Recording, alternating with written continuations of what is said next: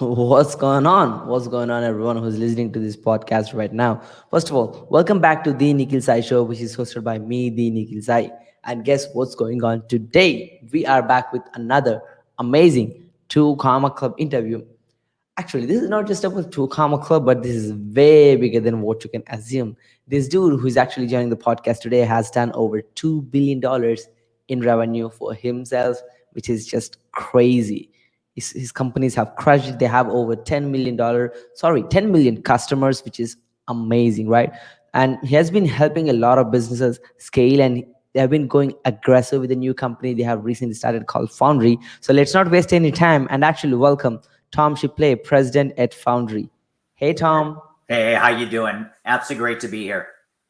Absolutely, Tom. My pleasure to have you on this podcast today. This is amazing. And Tom, like your journey is so much crazy. Like starting in army and actually coming back from the army to starting your own business to building it to over nine figures, 10 figures, like multiple 10 figures, which is crazy. So, Tom, can you please start with the backstory? Like, how did all of this crazy journey started? No, absolutely. So the question is, first of all, is how are you wired? And some people are just wired to be entrepreneurs. There's an entrepreneurial archetype, which is in our heart and our soul. And we see problems and we have to solve it. That's really it. And we can't sleep until we do. And our problem as entrepreneurs is there's so many opportunities out there or problems to solve.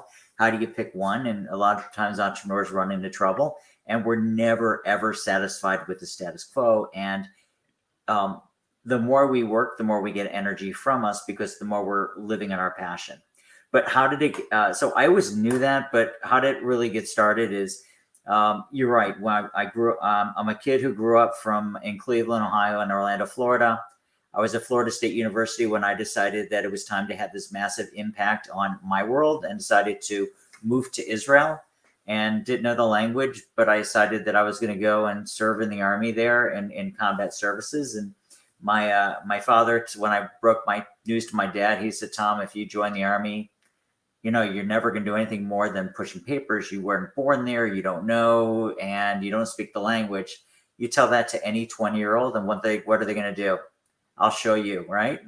So that's exactly what happened. And what's interesting is you learn so many valuable lessons when you're in special forces, and first of all, there's so many lessons that appropriate for, I'm going to say it's my entrepreneurial boot camp.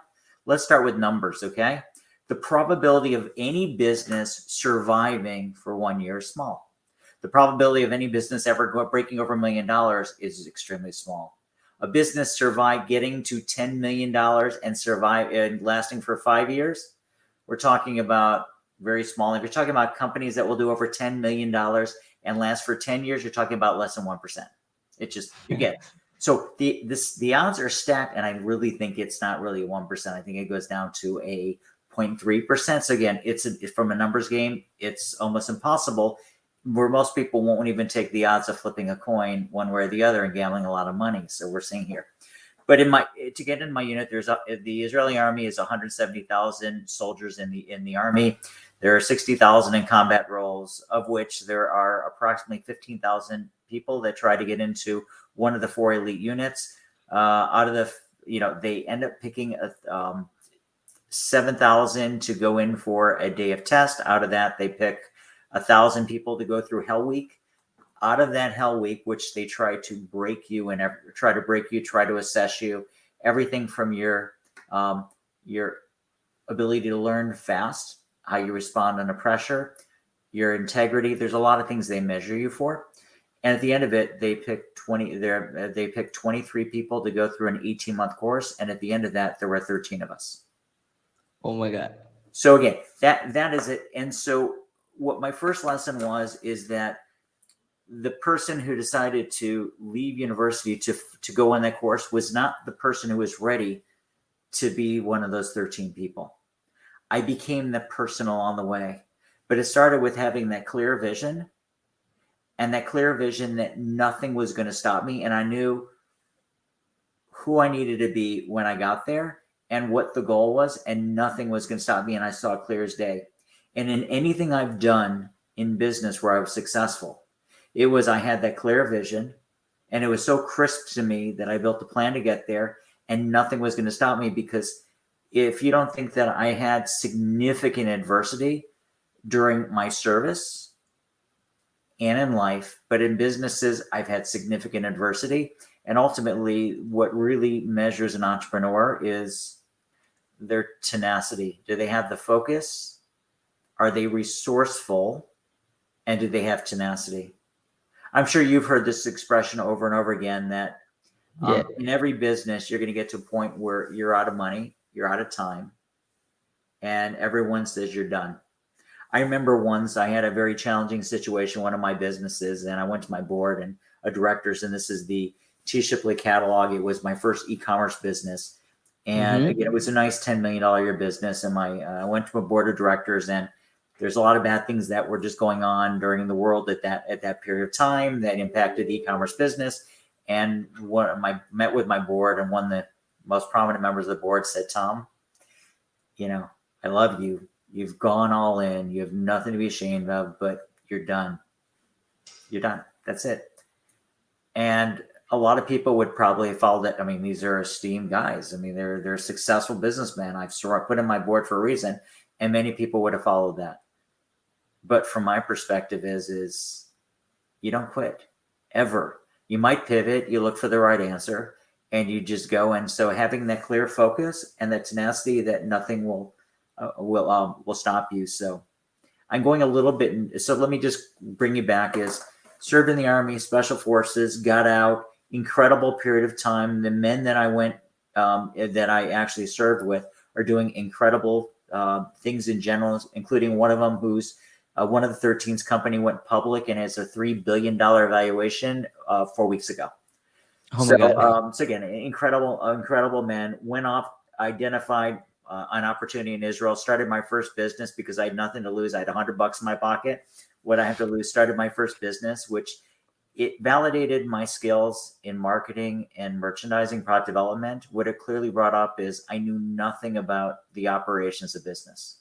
Again, it was this mystery, how businesses work, how accounting systems, how computer systems, how ordering inventory. Again, all those logistics and statistics and quantitative approach, I didn't understand. And as an entrepreneur, you get passionate about and you get obsessed by what you don't know. And I didn't know this, so I ended up getting a bachelor's and master's degree in industrial engineering. Wow. Now, ultimately, you don't know why you're going on this journey and where you're going to go to, but it turns out that background between marketing and merchandising and that industrial engineering degrees, the process systems orientation turned out to be the perfect foundation for my background in direct marketing, which is about science, analytics, and art, and systems and processes and data. So again, that's my journey. I started that first business, but it was a 2-year business. It was a one product business. Spent 3 years in corporate America, which I hated, and I realized I wasn't cut out for it. And then I started my entrepreneurial path. I started my first real business, the T. Shipley catalog. I know you're not familiar with Sky Mall, which was the in-flight magazine that sold products, but we had 14 pages in it. We mailed out millions of catalogs every month. We did full page ads in numbers of national magazines, and Oh my God. then our e-commerce business. It was the early days. We're talking late 90s. We're talking beginning of email marketing, the beginning of Google AdWords. So again, it was a Wild West. It was a spectacular period of time. I did some acquisition, sold that business off.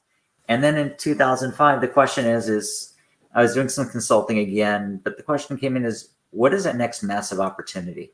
How can I take the playbook of what I just did and disrupt an industry? What is that blue ocean opportunity? And so identified that blue ocean opportunity is the beauty industry. Here you have Procter & Gamble, Johnson & Johnson, L'Oreal, Estee Lauder spending $200 million to launch a beauty brand, where I said, I can use consumer spending to do it. I can do this off of a fraction of this. So with that, two of us, myself and my partner, started the business in an attic in Richmond, Virginia, overlooking a horse farm. And it took us a year to get to $1 million with that first brand, and everyone laughed at us. What two former Special Forces guy know about beauty products? And I knew I was just taking my direct response playbook, but we got Mm-hmm. laughed at. But it took us a year to get to $1 million, 2 years to get to. Second year we did 35 million. Year Oh my God. three we did 120 million.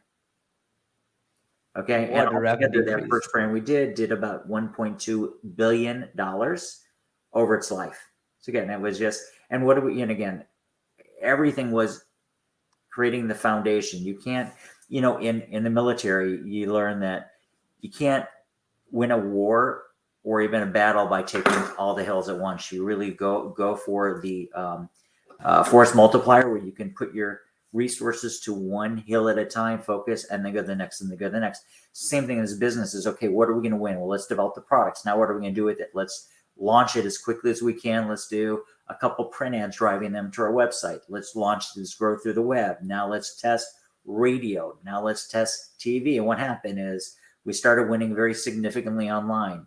Then we became the second largest print advertiser in the United States. And then we became the third largest short form radio advertiser in the United States. Then we became Oh my the God. 10th largest short form TV advertiser in the United States. Again, we went for underpriced attention, where we can communicate hook, story, offer. Hook, story, offer was everything that we did. And we watched the numbers. We built systems, the processes.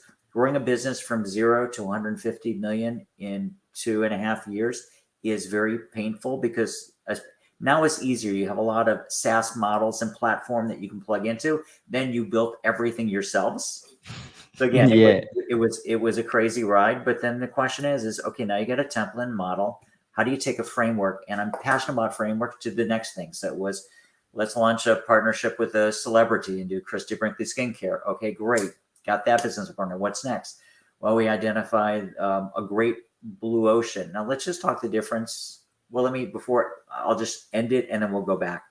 And we identified a big niche market that was untapped, was women's hair regrowth. Mm-hmm. We started the same exact playbook across multi-channels and built the category leader for women's hair regrowth products. Business does about 70 million a year, great business, and sold that business off over the whole Atlantic Coast brands over the last year. And ergo, that's where I'm doing now, is a new business over next year, which is a platform to become the next CPG, consumer goods products company, like a L'Oreal, Johnson & Johnson, Procter & Gamble, Church & Dwight. Mm-hmm. But we don't care really about retail. What we care about is online customers, to be omni-digital, and that's the focus. So that's how we're going to ultimately win and build this multi-billion-dollar platform.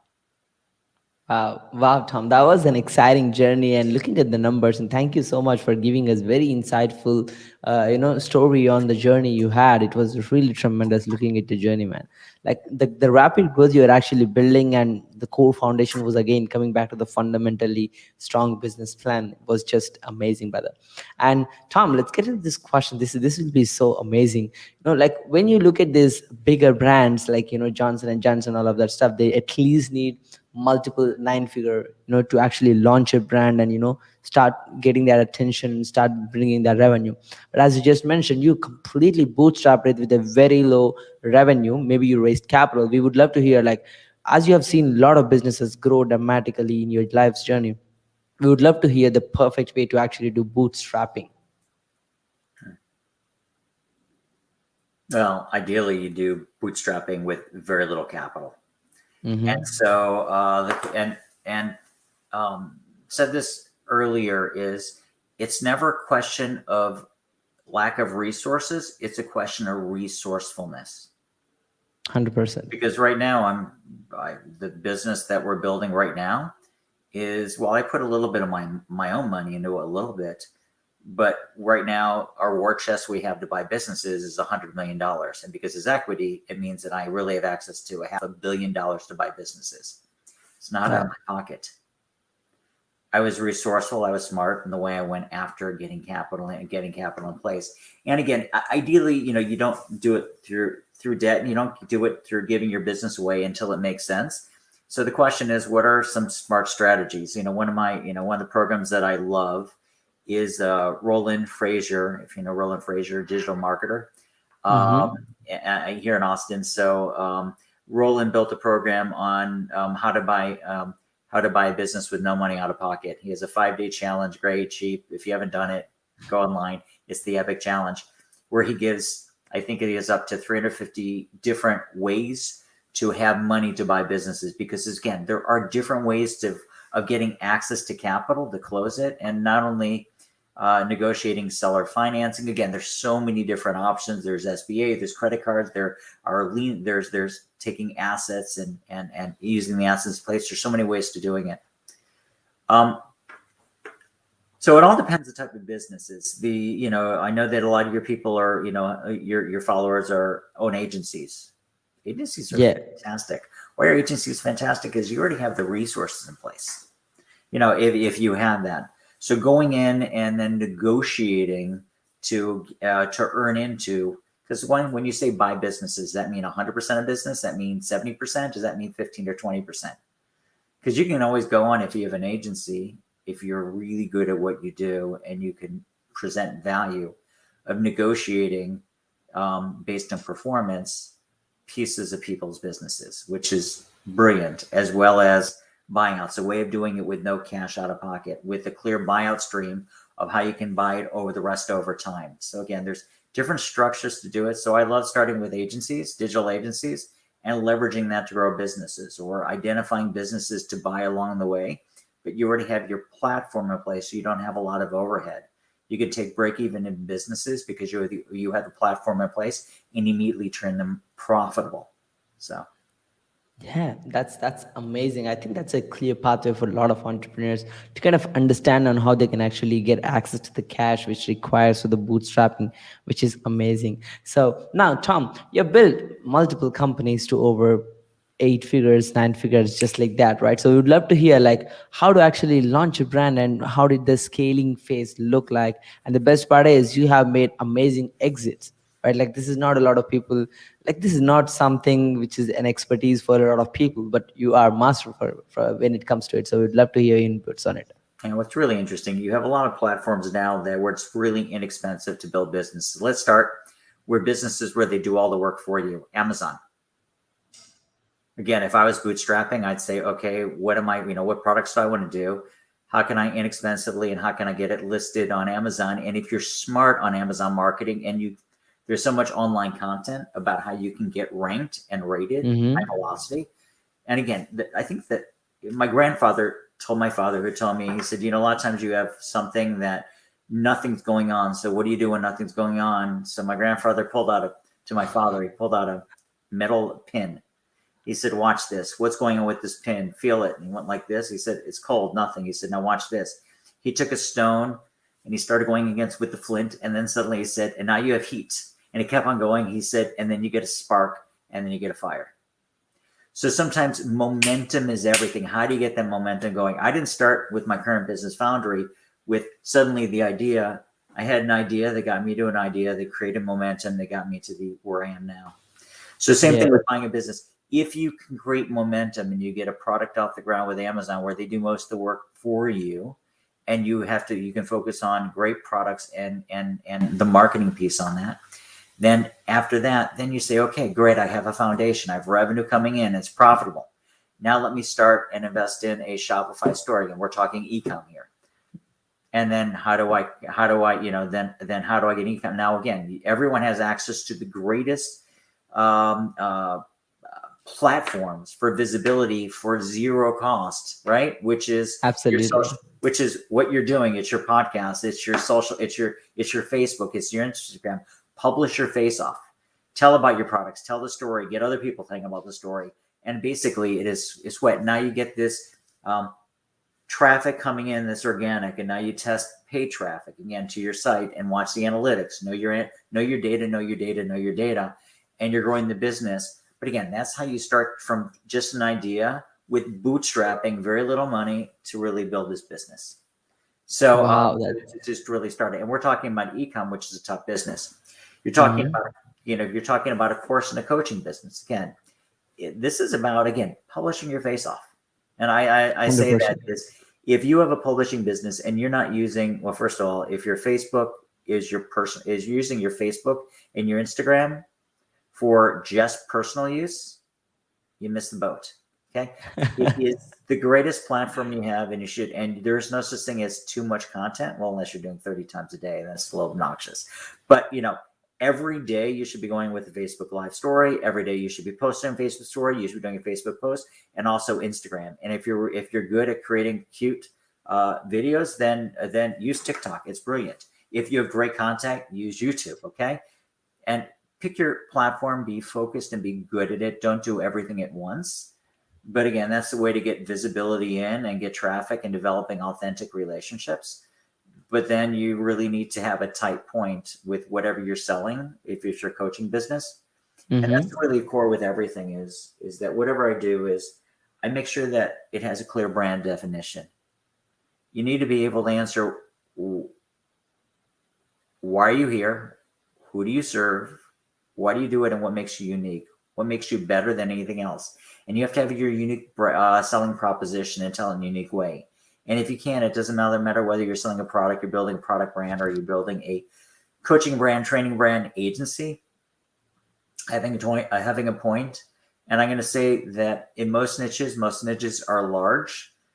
But if you try to be everything to everyone, it means you're nothing to anyone. It's the biggest failure. It's the biggest point of failure I ever had. We launched Caring for Women's Hair Regrowth. Everyone told us, when I said what this we're going to do, they said, why wouldn't you go for men and women? Men's business is larger. I said, why? 1 out of every 3 women suffer from hair loss. And it's a massive untapped market versus it is a red bloody ocean for men's hair regrowth. And then we were told that, yeah, but you can do both. Well, again, if you try to do both, again, if you pick a niche and you dominate it and you breathe it day and night. It was the first advice I was given in business was, Tom, pick your focus for your business. And by focusing in on it and laser focusing, you'll be better than anyone else. And you can beat your competition who are trying to do too many things. True, 100%. I think this is the number one mistakes a lot of business owners do, which is they try to serve 100 different trades initially in their phase. They're not even doing like 7-8 figures. They still try to expand to like 100 different offerings and different services. And that's amazing. And Tom, like, I really love the vibe you're actually creating on this podcast. It's like this 10-figure stuff, talking about data-driven analytics, to actually scale businesses with amazing strategies. That's really exciting, Tom. And Tom, like, one of the things I actually observed when it comes to your journey along the way is like you are always, like, every business has the setbacks, but you're one of those persons I've seen who did a great job when it comes to turning the adversity into opportunity, which is your core behavior. We would love to hear about how actually can any entrepreneur take and create an opportunity like you did.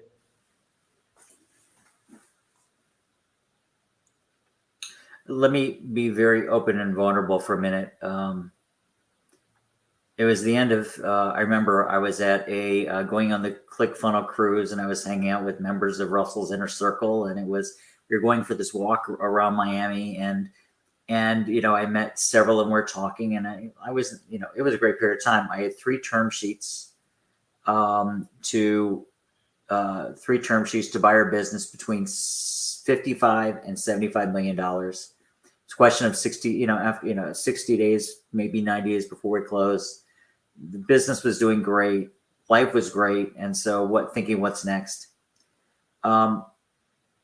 3 bad adverse events happened in my business within 60 days. It took our business from generating us almost $1 million a month in profit to actually not even making $0 before overhead. And we had a $600,000 a month overhead.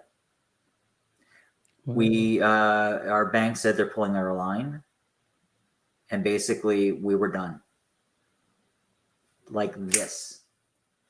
So I remember I was at Russell Brunson's Inner Circle meeting up in Boise, Idaho, and I went with my wife, and I was taking a run along the Boise River with her, and I said, Pam, can we go there? She said, go where? I said, I want to go somewhere really, really dark, and what could happen to us. She said, let's go for it.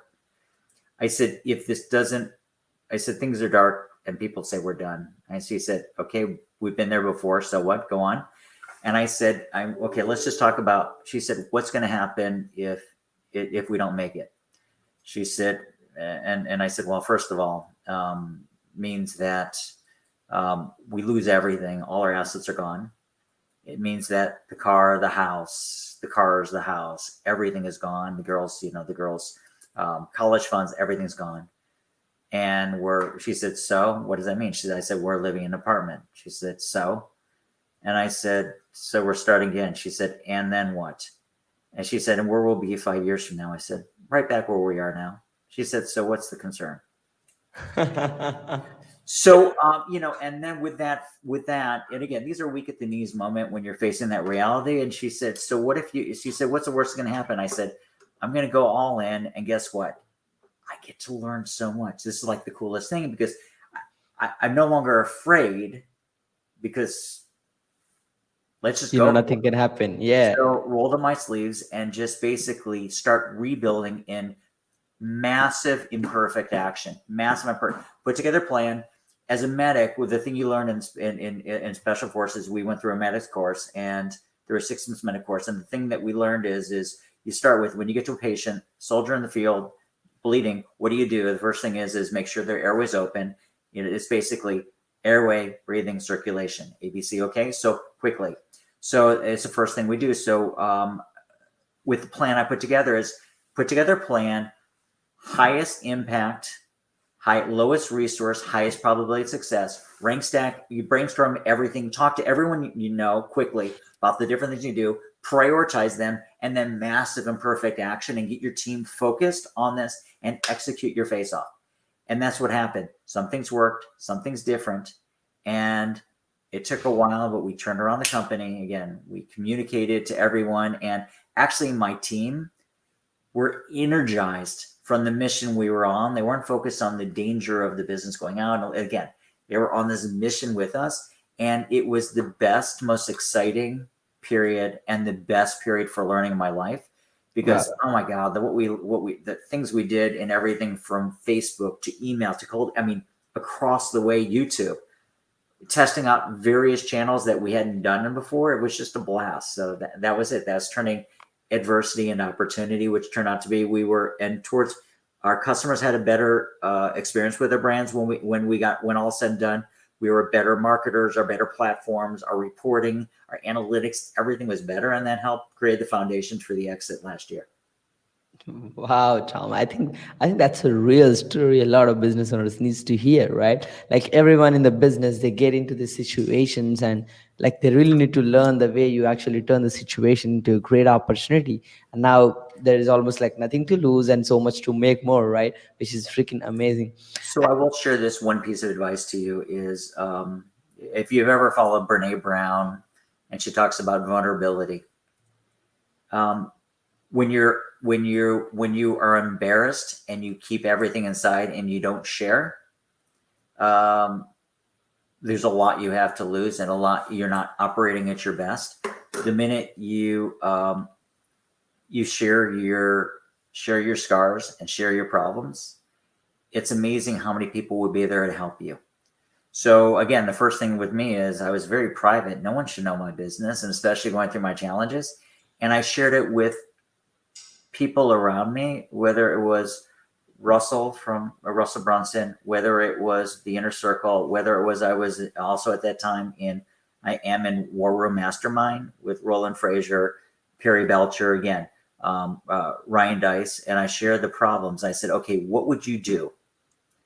And they are the ones that helped me. Again, they came up with their ideas. I said, okay, I need to hire this person. I need to hire a contractor agency that does this and this. If your life depended on it, who would be your first call? And they gave me who that was. Again, they went all in, and then I executed, and then I reported back to them saying, guys, thank you. This worked. Again, want to validate public behavior. But because I was vulnerable enough to say, again, one thing is they thought I was here, and it's great to think that. But the reality is if I didn't open up and I didn't ask for help, we wouldn't have had the outcome. And my relationships with those people I opened up with changed like this. Yeah. I think this is so crucial. And Tom, I love the way you're actually so grounded, because a lot of entrepreneurs who already kind of make $1 million, they believe that they know everything in the world which is happening around them. That's just not true. And like here we have the man on the podcast today who made 10 figures in revenue, still seeks advices from people around him to grow, because you should always be learning. Never let that ego let you down. I think that's amazing learning curve, Tom. And Tom, I really wonder, like, you're doing amazing in business. You're building companies just like that. You're acquiring eight-figure companies just like that, which is amazing. So we would love to know more about, like, what kind of tools do you use to manage your clients' productivity and projects you manage? Well, it's interesting things. Well, I don't have any clients, so Mhm. again, these have always been my businesses. So I don't. But overall, so over time, use different tools from Trello, Asana, Basecamp. Right now, we're for the new company, we're all in with ClickUp, and it's Click up, working really yeah. great for us as a tool. Again, you can do Kanban on it, you can do Gantt charts, you can do again task management, build your SOPs, you can do overall annual goal plannings, and OKRs, objective and key results planning. So it's a really great tool for that. But that's the key tool we use internally with the company. Awesome, awesome. Good to know, brother. And Tom, we would love to know your daily routine for all the success you're achieving. Do you follow any routine? Does The answer is of course. So and I wish I had always followed the routine, but sometimes breakdown is the context for breakthrough. So about 4 years ago, I was cycling, and from too much, I was disrespectful to my body during the military, and then like running 13 marathons, and then just not really taking care of it. I was just obsessed, and it caught up to me about a little over 4 years ago, and suddenly my back started locking up. So I went and had back surgery and got three of my discs fused together. And again, arrogancy, going out, coming back really hard, very hard, because I felt so great. And then I had complications. And 6 months later, I could barely walk.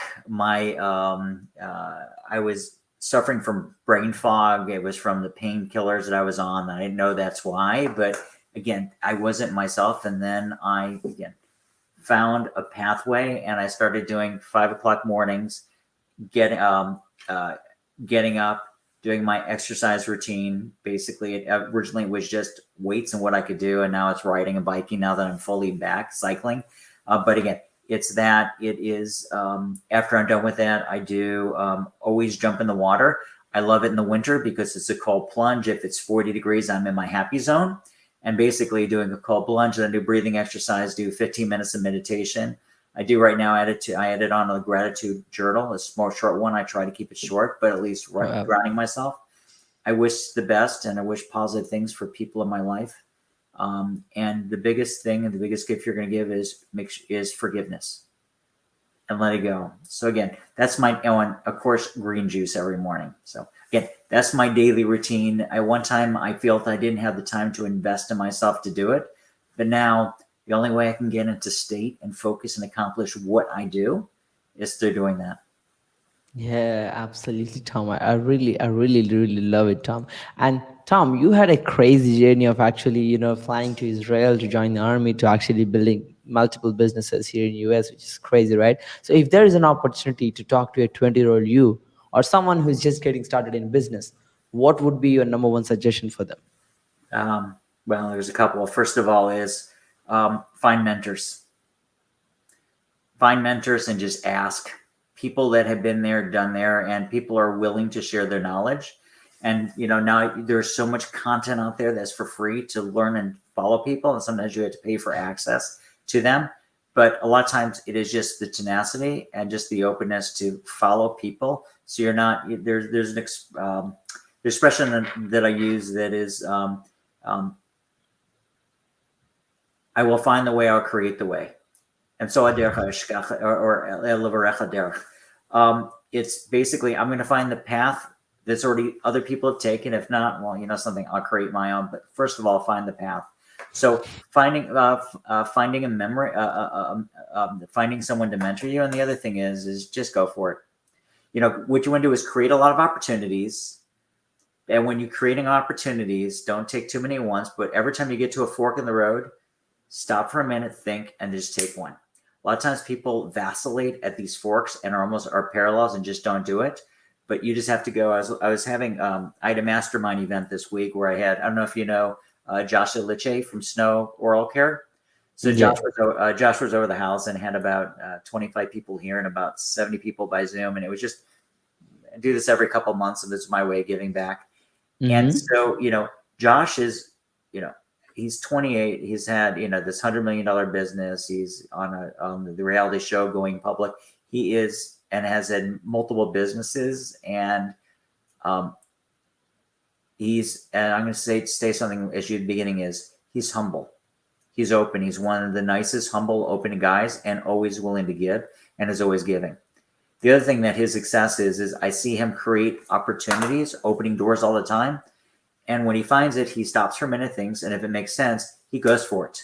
He doesn't vacillate too long. And I think that is the thing that holds most people back is they don't do it. And then when they go through the door and they create the path, they don't have the tenacity to stick with it. And therefore, you heard me talking about tenacity. It is the Mm-hmm. biggest difference between a successful entrepreneur or not. And the other thing for young entrepreneurs, I'll say, is that have patience. It basically is people always are overly aggressive of what they can accomplish in one day, 1 week, 1 year, and they underestimate what they can do if they put five. You can do anything. You can change your path in life. You can do anything in 5 years. Absolutely, Yeah. maybe 10 years. And basically, and those 5 years are going to pass. If you think that I'm going to become successful overnight and I'll have a great exit within 30 days or 1 year, okay, it could happen, but why would you swing for the fences when you can build something that lasts and that you can sell? So, Yeah, absolutely, Tom. I think that's a beautiful answer. So yeah, can you please tell us more about like your life's biggest achievement so far and any next bigger goals? that's easy. My biggest life achievement is my wife and my daughters. Awesome. Because basically, if you talk about what's legacy, it's the biggest legacy you're going to have. And so, for anyone who's an entrepreneur who's obsessed, like I am, because it's part of our DNA, making sure you have the right balance there. And you remember, if you want to see when someone says they have the priority in check, see where they're spending their dollars and see where they're spending their time by looking at their calendar. And if you can't see that you're spending your dollar and your time and you're not investing into your family every single day, then the question is why. And most important is you always have to have the why. So for right now, I have this new business foundry. We're buying e-commerce brands. Again, we're acquiring brands between $1 million and $40 million in top line revenue. Hopefully they have an Amazon presence. And so our goal right now, we're acquiring one business a month, and our goal is to get up to 10 businesses a month that we're acquiring. And that's the foundation. So this is an amazing platform. And then the next thing is my next business is, what is it going to be? Is it going to be a roll-up business? But the question is why behind it? How can I make society better? Whose lives can I impact? Because if you ask me, what is the purpose of all this? I always feel that the person that impacted the most lives in a positive way wins. And when all is said and done, that's really the goal. And so what is the next opportunity I have in life that has the greatest ability to impact people's lives? So that's it. Yeah, absolutely, Tom. Awesome, brother. So any last words before we conclude, like a one-liner for everyone who listened to the podcast so far? Follow your passion.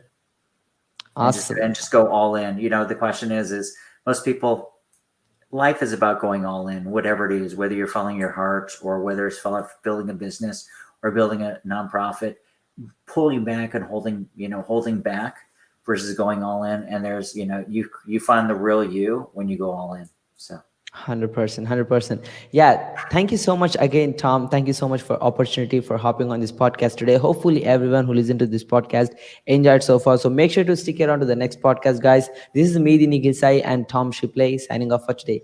Bye, Tom. bye.